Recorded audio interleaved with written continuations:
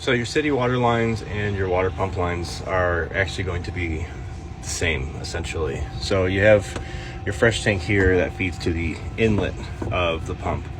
On the outlet, you're going to have your line going out and then going to all your fixtures. Somewhere in that line is going to tee in. That's not where this one is, but for example, there's going to be a tee like this, and that's where your city port just plugs into. So they're really the same. So that pump test I just showed you, if that pump continues to run, you do have a leak somewhere in your plumbing lines. Unfortunately, water leaks can be a real nightmare to track down in these things. Most of the time they're drain related, because again, if you do have something in the actual plumbing lines, you're going to hear this pump continuously run. So if you can, try to run that test. If you can narrow down that it's not in the plumbing, that at least gives you your drains. Since your tanks are going to be underneath the coach, they're never going to be at the same level up on your floor. You at least know that it's going to be one of your drains somewhere. And since it's coming from your bathroom, unless your galley is right next to it, it's more than likely coming from your sink, shower, or toilet.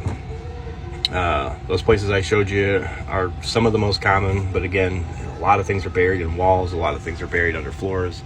It's hard to tell, but since you have water on your floor, that at least tells you that it's somewhere above the floor. So pay close attention to your P-traps, pay really close attention to your shower drain, and then of course, if your galley or kitchen is adjacent to the bathroom, start looking at those as well.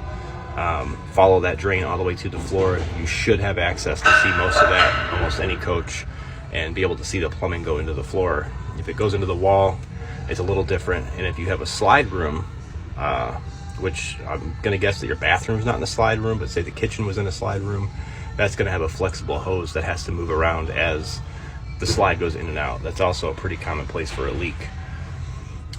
Really, it's just going to be a lot of investigating. Try running each thing individually and see if you can find water underneath any cabinets. That's going to be your best bet as far as finding a leak without bringing it into a shop.